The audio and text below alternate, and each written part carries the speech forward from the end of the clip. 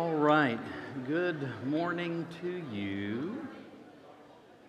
Good morning to you. I am glad that you are here, and I know we'll have some folks probably trailing in a little bit, and so, but I'm glad you're here. Today is a special day for us, so obviously we are celebrating 50 years as a church family, and we've been trying to figure out some ways and Chad, I'm a little hot there. Of course, I've been telling the ladies that for a long time.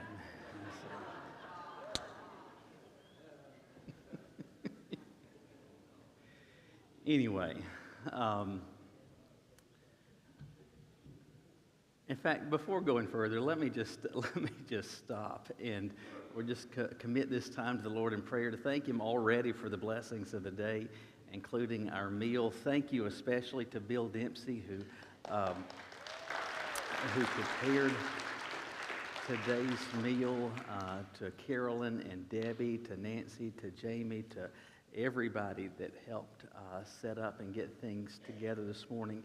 And let me just say, at the conclusion of today's service, anybody that can help us, not after Sunday school, but after the service, we don't need very long, but a few minutes to haul some trash is the biggest thing, to get that out to the dumpster so that we don't have any other guests during the week.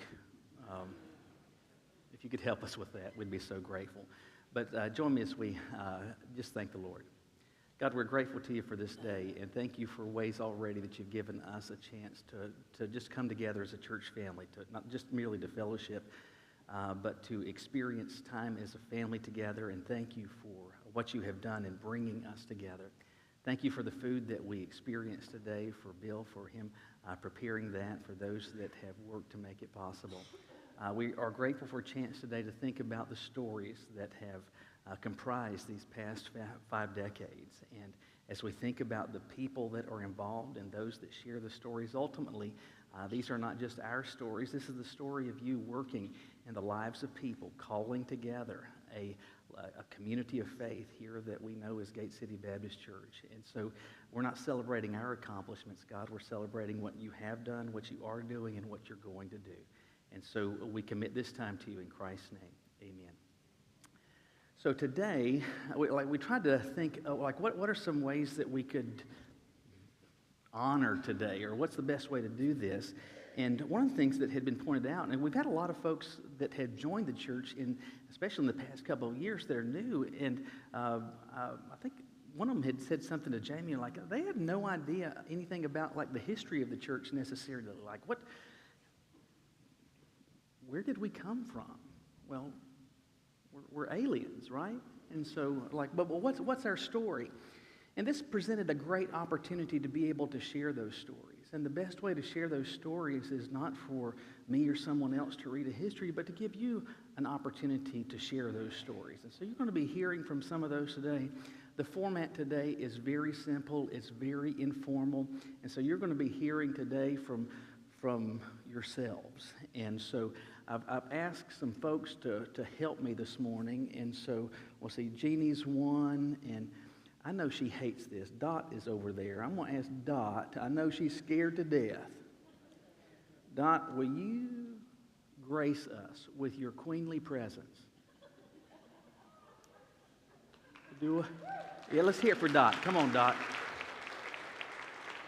Everybody wants to see you and gawk. Come on. Come on. You sit up here with me. I'll hold your hand. She said, if you pass out, I promise we'll heal you. Well, then maybe I'll come to you with a microphone. But today's format is going to be, I don't know, I would say Phil Donahue. I'm more Dr. Phil. And so, but something like that. Steve and Susan, I'd asked you guys to help. Tommy and Linda, Carolyn and Debbie. You know who you are. Come on up here, because I've got some questions to ask you, and I might be moving around and asking some folks though. But while they're making their way up here, Dot, since you would not play nicely the other week, sincerely for weeks we tried to do this.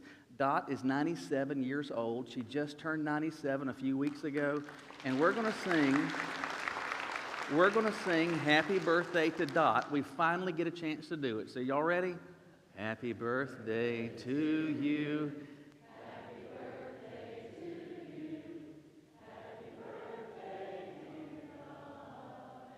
Happy birthday to you. See, we finally got you. All right, some of y'all come on up here.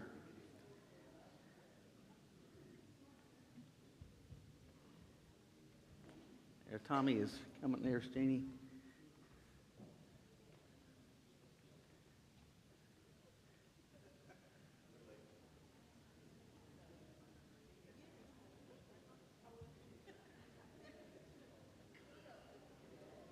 Dot, you sure?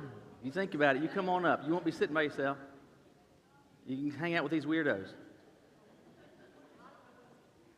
All right, so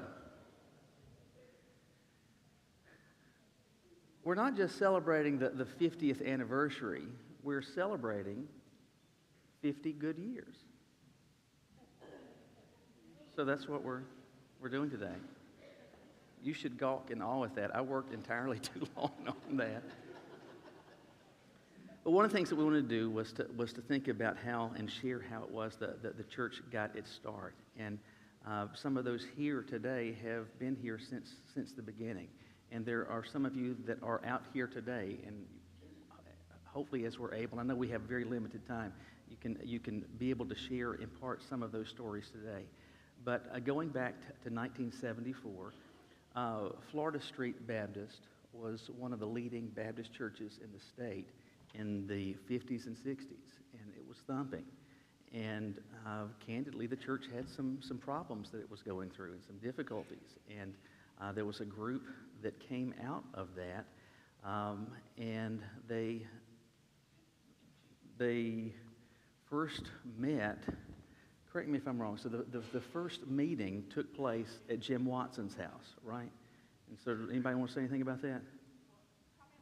Here we go. Or you weren't there, but so. Tommy and I weren't at Jim and Mary Watson's house or Dot and Ernest's house when they first met, or the A&W Meat Market. We started at Hope Harbor. All right. So before she gets ahead of that, though, so here,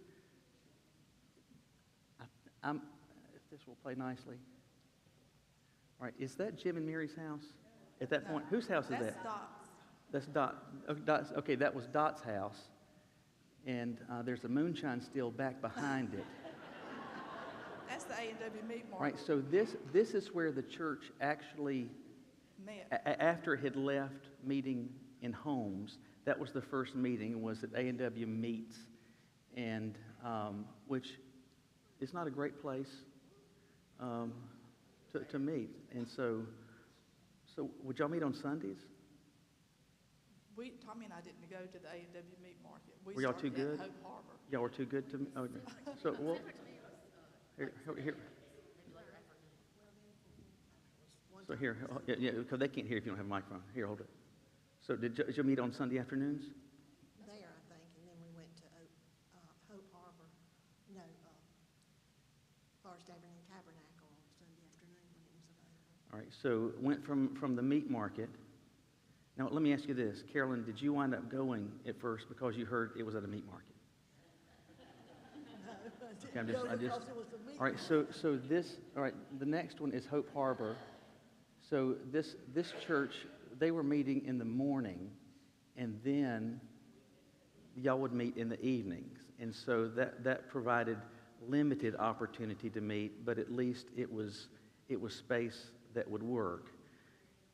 And who was preaching at that point?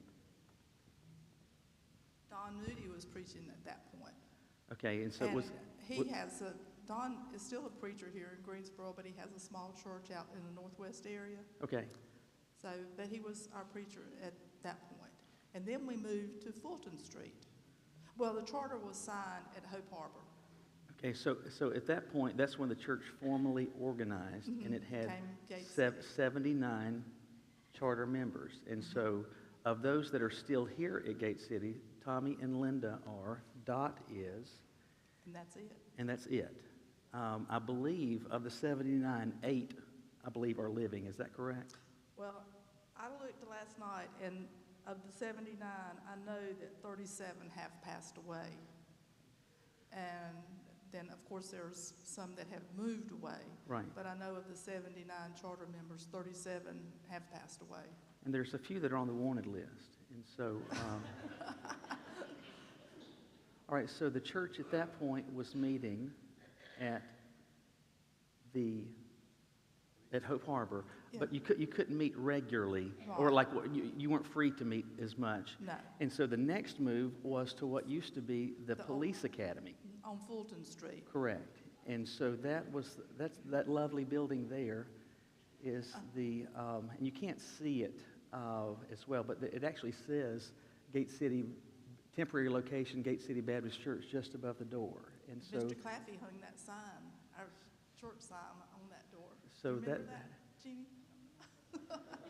There's a picture somewhere of him on the ladder. but how long did the church meet there? Well, till we came here. Oh, so it was for a while, and it was also but it was also during this time. So when the charter was signed as well, that was also the time when the church was named Gate City Yes. Baptist Church, because the church didn't know where it was going to land, Right. and so because a lot of times churches are going to kind of pick a name particular to the community where they might land, but you didn't know where it was going to be. And I've still never found a good answer to this, though, as to why Greensboro is nicknamed the Gate City, but somehow it is, and so that's where it came from. Just out of curiosity, were there any other names that you remember that were tossed about? There were other names talked about. I don't remember what they were now, but I know there were at least 2 other names talked about. I was just curious what the... Others might remember, but I don't. Dot, do you remember any other names? Like Dot Baptist? No. Welch Baptist? Welch Tabernacle? Welch Temple? Just checking.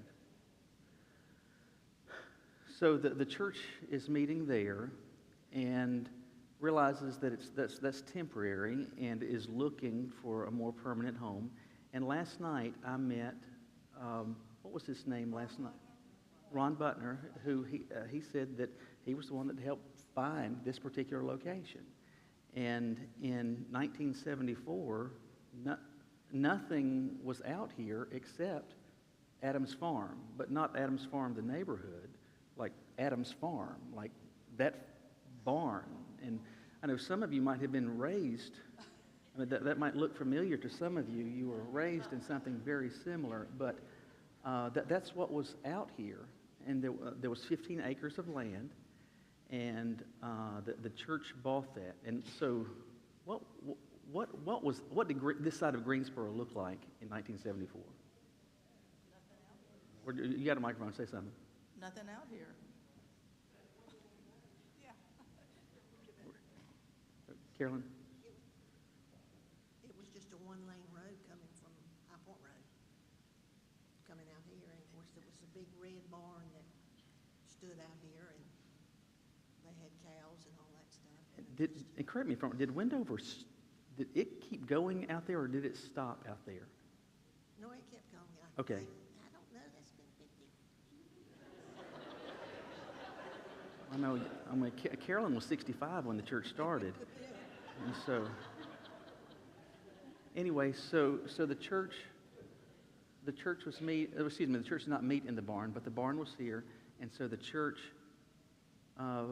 bought this property.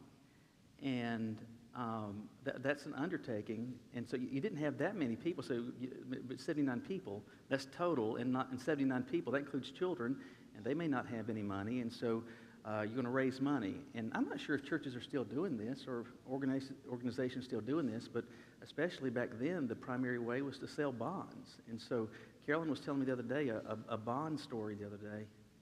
Well, we sold about $250,000 worth of bonds. Put it a little closer to your mouth, though. Oh, okay. We sold about $250,000 worth of bonds in 7 days. No, in about 2 weeks before we sold them all, which was, a lot of people said we'd never do it, but we did it. And my mother was here not here, but up at Fulton Street selling bonds one Friday afternoon, and my sister called her and wanted, up there, wanted to know would she cook her a pot of collards. And Mama told her yes, but that she had to buy a bond. So I think Mama sold her a $500 bond. It might have been a $250. I can't remember exactly the increments of which they came in.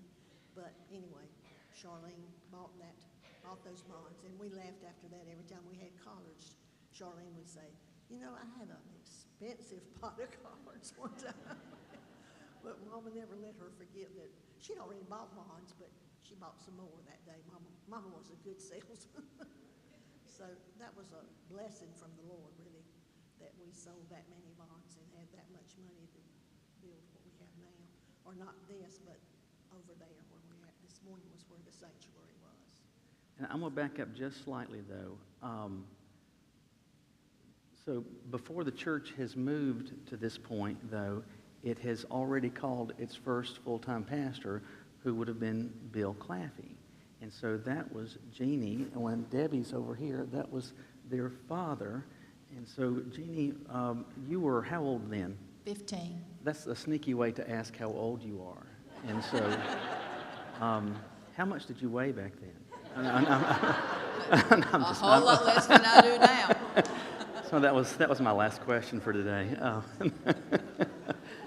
So Bill had preached a revival for the church, and I believe it was because that led him into contact with Gate City, or what would become Gate City, and that led the church to be introduced to him, and is that correct? No, Debbie can help me with this too. I think it was a situation to where somehow or other a group from men from Florida Street and youth went to Rocky Mount, And- where we live, where David had a youth revival. Okay, I knew there was some revival involved. Yeah. Okay. All right, and so, but you were 15, I was 15 when we came here. and so when you came here, tell me about your living situation. When we came here, Daddy and I came up here that summer looking. We knew Daddy had been called. We came looking for houses, but Mom and Daddy didn't actually move here till like September of '75. So for about, I don't know, Dot, 2 or 3 weeks, I had to start school, so I was staying with Dot and Ernest Welch. Dot's always been a hoot. Her husband, Ernest Welch, I mean, they were lovely, wonderful people. And I stayed with them for about 2 or 3 weeks before Mom and Daddy moved up here and actually bought a house. So Jeannie, she learned, that's how you joined a gang in Greensboro, was through... Was being with Dot, yeah. Was it through Dot or Ernest? Well, Okay. Y'all been friends now ever since, though. And so, anyway, so Bill and this is Jean, her mama. No, this is Jeannie. Her mom was Jean, so don't get the names confused there. All right. So, any particular memories from those moments of like coming into the building or starting the building over there?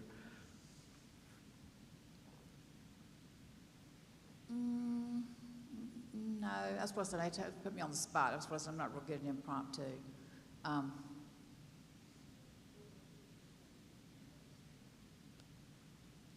right, so this picture here, this should was be the that's the groundbreaking, groundbreaking. Who was that with the shovel there? Ernest Welch. So that's Dot's husband there, and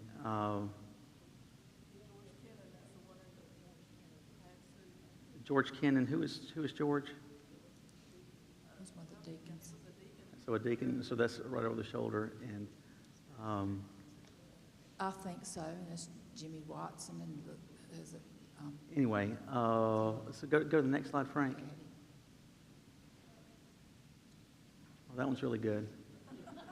All right, so this is what you would recognize. Well, this is the current fellowship hall, but this was the inside of the original sanctuary, and so the old fellowship, or excuse me, the current fellowship hall was the old sanctuary. Some of you all remember this, but obviously before this building was built. But the front half of it had pews, and then the back half of it those were classrooms, correct? That's right. And so that, from day one, those were classrooms, correct, with dividers. And so Sunday school classes would meet in there and push those back, That's right. set chairs And up. that was fellowship hall area, that. So that was the fellowship hall. And so this is when the building is still not done at that point. So you see that wood is unfinished. It kind of gives you a sense of what it looked like. I think the next picture, Frank, so there's these lovely robes. If I don't know if we have any of those somewhere, but if you would like, we could sell. I don't know, anybody recognize anybody in that? A lot, well, Jerry Martin's in it, Jerry Martin and, Anyway, but the choir loft, that storage, like yeah. what you know now as the stage area where that wood wall is, that would have been the choir loft. There's Paula Halton or Hilton. Look at all, we're telling all the people. I got you. Frank, what's the next slide go to? Not that one. All right. All right, so one of the interesting things as well, though, is that in 50 years, Gate City has not had many pastors, which is a remarkable blessing, or, and some of you may say a curse, I don't know, but it is what it is. But Bill, there's Bill and Jean there on the left, and Bill was followed by Phil Witt, and Phil served in the mid-'80s through 91. And then David Horton came, and David served until 09, and then I came in 2010. And so in 50 years, 4 pastors, that's kind of remarkable in Baptist life, because Baptists tend not to be that way. Any particular memories that you guys can think of that you'd want to share from any of those eras? Steve, Susan? So, like, Steve and Susan, you guys came 86. So you came at the latter years when Phil was here, correct? Yeah, Phil was here about, What did you think? let's see, Phil was here probably 5 years or so after we came. I mean, he was the pastor. The one thing you had to, when we started visiting here, the one thing you had to be aware of, there was a visitation night on Tuesday night. And if you had been visiting here, you were probably going to get a visit. So make sure your house is cleaned up, because they're not going to call ahead of time. They're just going to show up in your driveway and knock on your door. So I remember Ernest came. I think Ernest came by himself. Phil came. Steve Phelps came, and another guy named Nick. And I don't know, for you, those of you who know Steve Phelps, he's like a giant. And so Nick was a giant, bigger than Steve, and they came in our little house over there off of Grimtown Road. It's like, my goodness, I've never seen any 2 guys in here that big. But they were nice enough and left on time. What was the house clean? What? Was the house clean?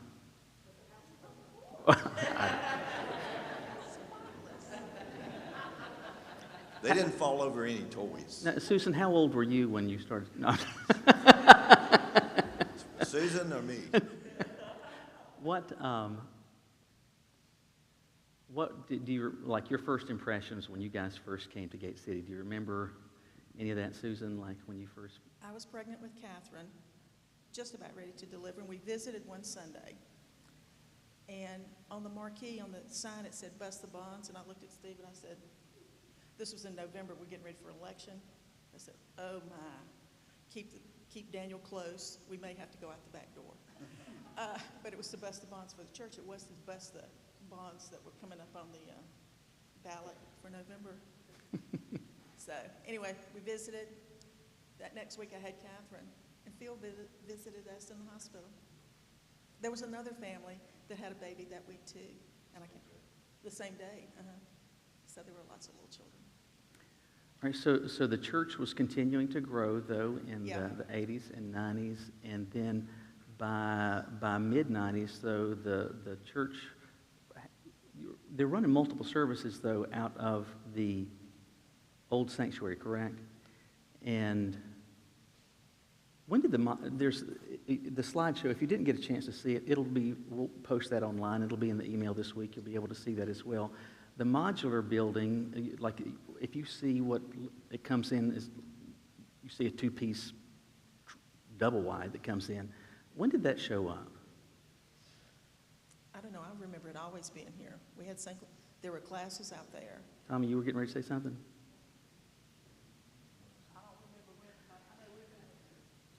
They can't hear you.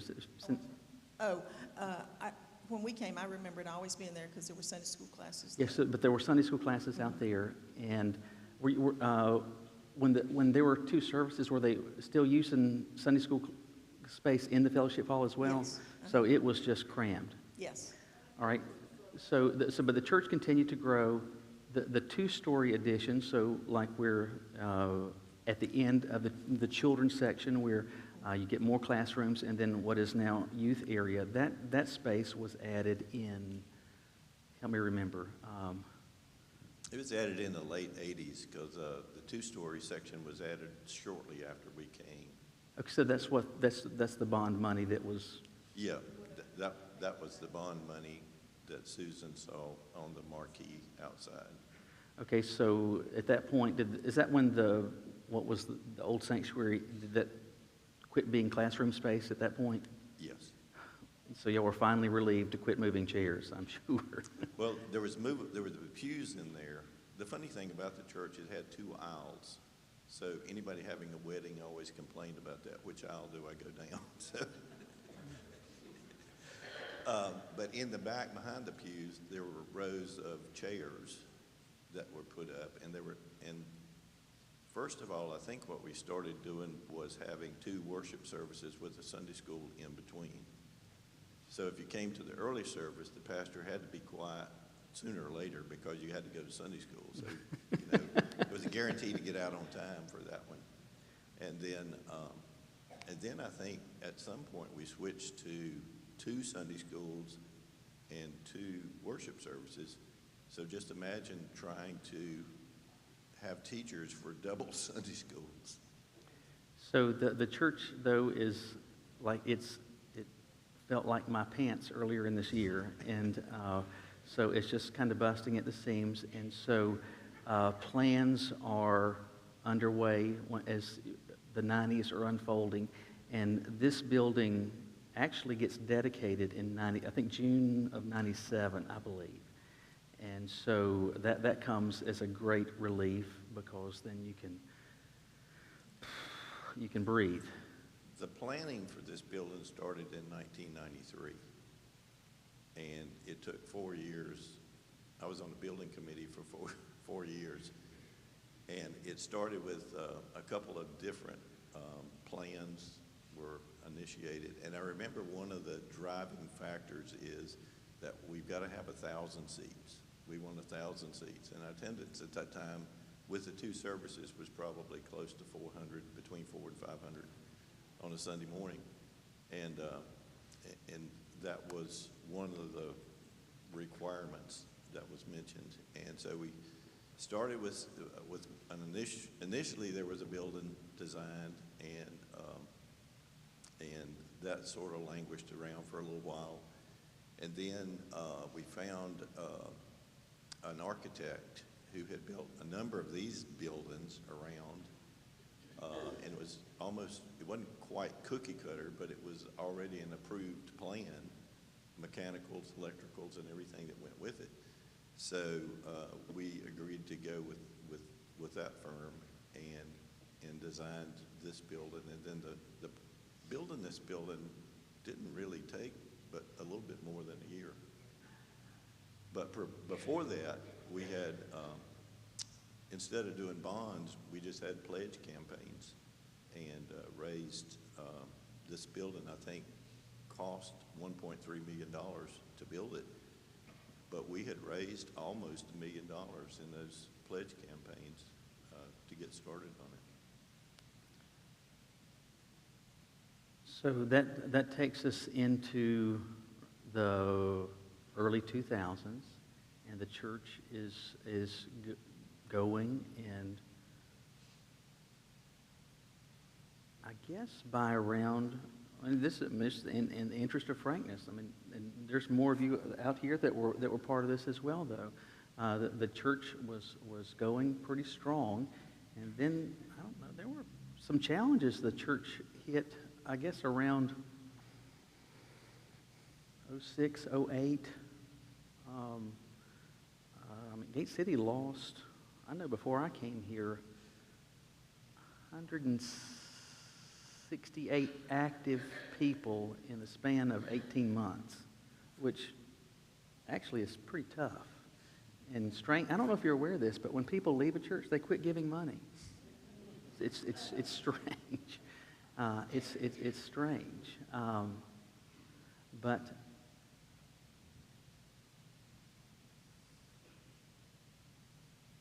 the reality is, though, churches, there are ebbs and flows, and even in the era before then, there are ebbs and flows, and there are wonderful times, and there are some difficult times, and there's some delightful moments and some difficult decisions along the way.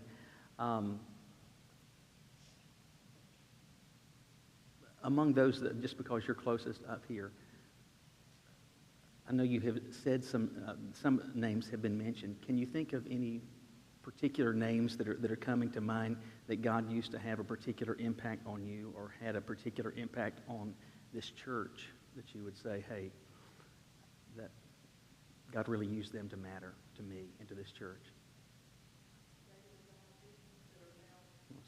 Wait, hold on a second. David and Donna Jenkins, who were called to be missionaries with Wycliffe, they were,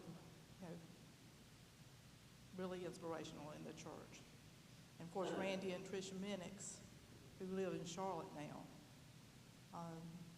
So, yeah, those are 4 special people.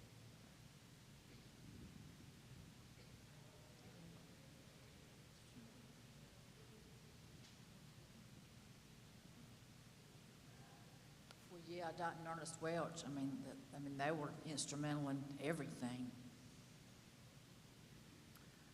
And everybody, I mean, I think it was people who had with Sunday school teachers and stuff, because again, I was here to start with from 1975 till I got married in 1980. And actually, when Eddie and I started dating, I probably was sometime in '79. I was gone probably, I was still a member here, but I wasn't actively attending. I started attending church with Eddie in 1979. So there again, the first 4 years, and then came back here, joined in 2004. So we've been back, or I've been here 20 years since then. But I mean, yes, I mean, everybody. It was really, really difficult for me. My dad had pastored a church where I had grown up between 2nd grade and 9th grade. I mean, I had made friends. I mean, I was really close, very active in school and activities and everything. So moving somewhere when I was 15 years old and starting in a totally different place where I didn't know anybody, my sophomore year in high school, I mean, everybody, yeah, the people here were just absolutely wonderful to me. I couldn't have made it. I mean, I was supposed to say, you had a lot of people here in church. Luckily, had some of them that went to school with me. But everybody, I mean, there's Sunday school teachers. I mean, yes, there's so many people that I had that were very instrumental. I will always remember. A lot of them, like my parents, are no longer living. Well, let me ask you, a show of hands, who came, that's not up here, anybody that came here in the 70s that's, so Debbie, anybody, all right, it came, Barbara came, you were in the 70s? But then they ran you off for a little while, and then, okay, but then, then those people died and you could come back.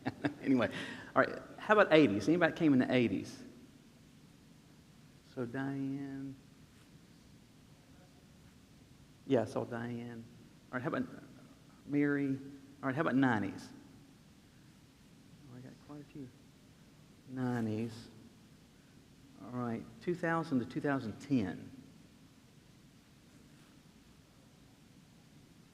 All right, then 2010 to present. We got kind of a smattering.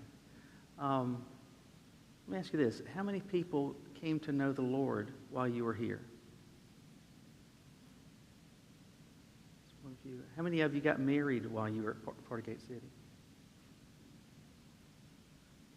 How many? I won't ask that.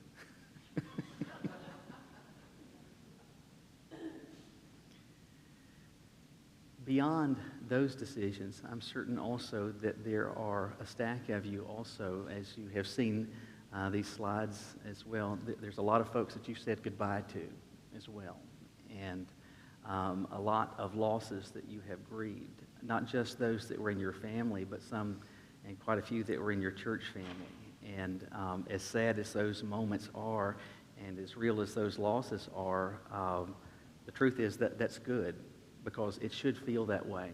Because the wonderful thing is, over these past 50 years, hopefully you can attest to this, you have experienced real and meaningful relationships. And the time that you have spent, whether it's 50 years or it has been 50 days, that God has used that time to count. And He has used the people that are here to make a difference in your life.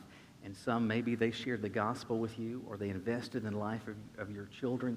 Maybe they have given you opportunities to use your spiritual giftedness, or to figure out your spiritual giftedness, or to give you opportunities to serve, whether it is here, there, or somewhere, or to support kingdom advancement far beyond this place.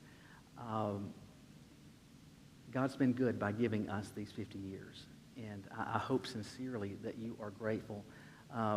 We're going to land the plane this morning, and sincerely, I wish that I could have gone around. There's a lot of stories that are present in this room, because every one of you has a stack of them. You just do. And my hope is that as Sunday school resumes and Wednesday resumes, that you use the opportunity that this mile marker of 50 years provides for us to say, I was thinking about, and share some of these things. Specifically, the question that I asked them a moment ago is about some of the people that God has used to have an impact on your life. Some of those people are still living, and some of those people are still here. And if you haven't said, or if you haven't written, if you haven't communicated to those people what they have meant to you and how God has used them to impact your life, use this as an opportunity to express that to them, because I promise you it'll mean more than you ever know. So pray with me, and you'll have a chance to go to the bathroom. The choir folks have left, but thank you so much for being a part of this, and our worship service will start here in just a little bit.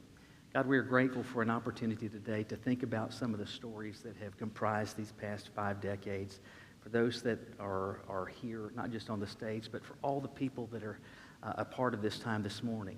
The stories that are found here this morning are colossal. There's so many of them, because there are so many significant events in our lives that have been connected to this church family, and we're grateful to you for that.